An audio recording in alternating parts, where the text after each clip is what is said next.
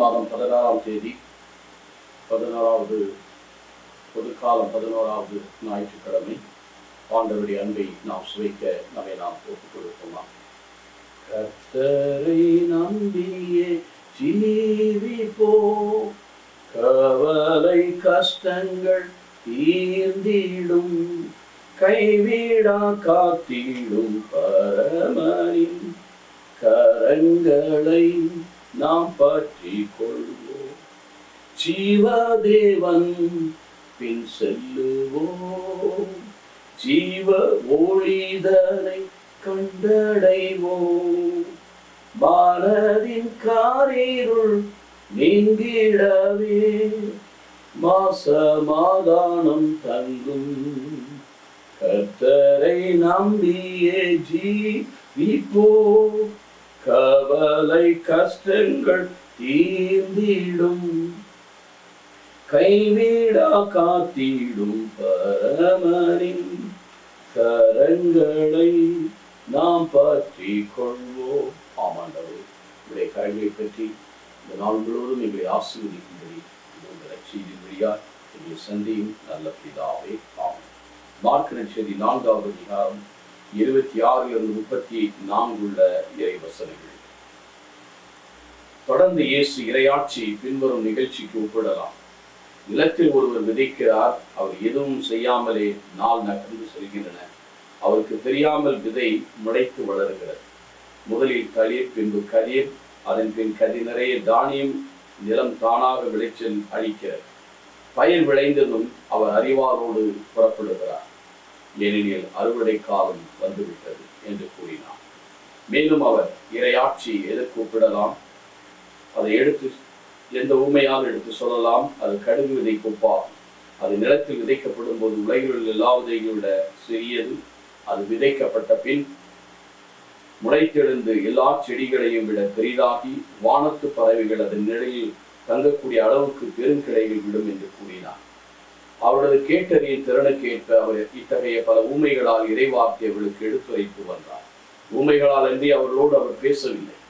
ஆனால் தனிமையாக இருந்தபோது தம் சீடருக்கு அனைத்தையும் விளக்கி சொன்னார். கிறிஸ்துவில் பிரியமான சகோதர சகோதரிகளே, இறையாட்சி என்னுடைய பிரசன்னம். லூக்கா 17:21 இறையாட்சி ஒரு நடுவில் செயல்படுகிறது. கிறிஸ்து இந்த பூமிக்கு வந்தபோது இறைவனுடைய பிரசன்னத்தை இந்த பூமிக்கு கொண்டு வந்தார். அது நம்முடைய உள்ளத்திலே செயல்படுகிற அந்த ஆற்றல் பரிசெயர் ஒழுக்கத்தோடு ஒழுக்க சொல்ல நீங்கள் இறையாட்சியில் பங்கேற்க முடியாது. இறையாட்சி என்பது உண்பதிலும் குடிப்பதிலும் அல்ல. ரோமர் 14:17 சொன்னது போல உண்பதிலும் குடிப்பது பரிசுத்த ஆவியில் நீதியிலும் நேர்மையிலும் உண்மையிலும் இருப்பதுதான் அந்த இறையாட்சி. அந்த இறையாட்சி 2 உதாரணங்களுக்கு சொல்லுகிறார். விதை கூடப்படுகிறார். விதை விதைக்கப்படும் பொழுது நிலத்தில் விழுகிறார். நிலத்தில் விழும்போது அது மண்ணுக்குள் பதிக்கப்படுகிறார். இதை யோவான் 12:24 கோதுமை மணி மண்ணில் விழுந்து மடிந்தாலுடைய அது அப்படியே unless it dies, தன்னை இழந்தாலுடைய பலன் கொடுக்காது. ஆகவே இன்றைக்கு கடவுளுடைய பிரசன்னம் இந்த மனித மாமிச இயல்பிலே நாம் மாமிச இயல்பு நாம் பாவத்திற்காய் மறிக்கவில்லை என்றால், சாபத்துக்காய் மறிக்கவில்லை என்றால் நாம் ஜீவனுக்குள் பிழைத்தல முடியாது. ஆகவே நாம் விதை விதைக்கப்படுகிறது. அது முதலிலே தளிர், கதிர் என்றெல்லாம், பின்பு கதிர் நிறைய தானியம் விளைக்க அறுவடைக்கு தயாராகிறது. எனக்கருமையான சகோதர சகோதரிகள், கடவுளுடைய பிரசன்னம் அற்பமாக இருந்தாலும் யோபு 8:7 சொன்னது போல இறையாட்சி துவக்கத்தில் அற்பமாக இருந்தாலும் பிறகு முடிவு சம்பூர்ணமாகிறது. அது வளருவது விதைக்கு வளர்ந்து எப்படி அந்த வேரானது, இந்த விதையினுடைய வேரானது மண்ணுக்குள்ளே புதைந்து நல்லாக நெருக்கமாக இருந்து மண்ணிலே இறுக பிடித்துக்குள்ள செடியை மேலே வளர செய்கிறது, கனியை மேலே கொடுக்கிறது. இன்னைக்கு நாம் கடவுள் நமக்குள் இருந்து நம்ம கழிகளை எப்படி ரோமர் 11 சொன்னது போல வேர்தான் உங்களை தாங்குகிறது, நீர் வேரை தாங்குகிறது, வேர்தான் உங்களை தாங்குகிறது. வேறு அந்த இறைவன் தான் நம்மளை தாங்குகிறார். இந்த ரோமர் புத்தகத்தில் நாம் பார்க்கிறோம். அந்த அந்த இறைவனுடைய பிரசன்னம் நமக்கு என்றும் இருக்கு. அதிலும் மிகச் சிறப்பாக கடுகு விதி எவ்வளவு சிறியதாக இருக்கும், ஆனால் அது பெரிய மரமாக வளர்ந்து அதில் பறவைகளும் வந்து குடிக்கொள்ள நிழல் கொடுக்கக்கூடிய பெரிய மரமாக கடுகளும் விசுவாசம் என்னிடத்தில் இருந்தால் கூட இந்த மலையை பார்த்து பெயர்ந்து கடலில் விழுந்து அது அப்படியே நடக்கும். ஆகவேதான் இந்த ஊமைகளால் பேசுகிறார். அவளை கேட்பதற்கேற்ப இந்த உண்மைகளை கொண்டவர் விளக்குகிறார். இன்றைக்கு இறைவனுடைய பிரசனம் நமக்குள் விதைக்கப்பட்டிருக்கிறார். எப்படி கடவுளுடைய வார்த்தை நமக்குள் விதைக்கப்பட்டிருக்கிறது. எஸ்ஐயா 55:10-11 சொல்லும், மழையும் பனியும் நிலத்தை நினைத்து பலன் கொடுக்காமல் திரும்பாதது போல என்னுடைய வார்த்தையும் நான் எதற்காக அனுப்பினதை நிறைவேற்றாமல் திரும்பாது.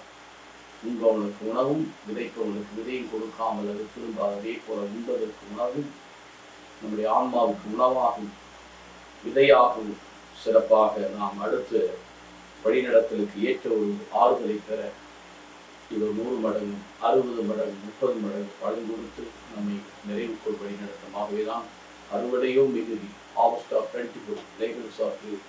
இந்த அறுவடையை செய்ய நாம் மிக குறைவாக இருக்கும். உண்மையான அறுவடையா ஆண்டவருடைய அறுவடை சிறப்பாக அறுவடை விழாவிலே பெந்தகோஸ்து விழாவுக்காக ஆயத்தப்படுத்தும் இந்த வேளையில் பழைய ஏற்பாட்டிலே எப்படி அறுவடை செய்தார், அதே போல இன்றைக்கும் நாமும் உள்ளம் உடலும் ஆன்மாவும் இறைவனுக்கு அர்ப்பணமாக்க அறுவடை செய்ய ஆன்மாக்களை ஆயத்தப்படுத்த வேண்டும், அறுவடை செய்ய வேண்டும். இதைதான் தானியேல் 12:3 சொல்லும், கர்த்தருடைய நல்வழிப்படுத்துவர்களின் வானத்தில் ஒளிர்ந்த நட்சத்திரத்தை போல இருப்பார். இன்றைக்கு நாமும் விதைக்கப்பட்ட விதையாக இருக்கிறோம். இது வெளியில பார்த்தால் வீடு இருக்கிற மண்ணில் போடும்போதுதான் அது மடிந்து அது மண்ணோடு கலந்து அது வேர் பிடித்துக் கொள்ளுகிறது. மணியும் மேலே வருகிறது, அது கனி கொடுக்கிறது, பலன் கொடுக்கிறது. நீங்கள் மிகுந்த கனிதன் சீடனாய் விளங்குவதுதான் தேவனுக்கு மகிமை என்று யோவான் 15 சொன்னது போல நாமும் கனி கொடுக்கிற மக்களாய் நம்முடைய வாழ்வை அர்ப்பணிப்போமா. ஏற்றும் இன்றும் என்று மாறாதைகள் நல்ல ஆண்டவரை விதையை போல எங்களுடைய உள்ளத்தில் இந்த இறையாட்சி விதைத்திருக்கிறீர். துவக்கம் அர்த்தமாக இருந்தால் முடிவு சம்பூரணமாக இருக்கிறது ஆண்டவரை. நாங்கள் முழுமையாக நமது அன்பிலும் இரக்கத்திலும் வரியிலும் வளர்ந்து இறையாட்சியின் பண்புகளாக இவர் நிறைவுக்குள் நாங்கள் வழிநடத்த இறையாட்சிகள் நடுவில் செயல்படுகிறது என்று சொல்கிறேன். அது ஒழுக்கம் பரிசையுடைய ஒழுக்கத்தை சசியுடைய ஒழுக்கத்தோடு சிறந்தராவலை விண்ணரசில் சேர முடியாது அல்லவா. பேச்சிலும் செயலில் பேச்சில் அல்ல செயலில் தான் இறையாட்சி அடைந்திருக்கிறதாக இந்த உண்மையான இறையாட்சி துன்பங்கள் வழியாக நாம் இறைவனுக்கு வாழைகளை கிடப்படுத்தும் வழிநடத்தும் இயேசுவின் நாமம் இது ஆசிரியர் பரிசுத்தாம்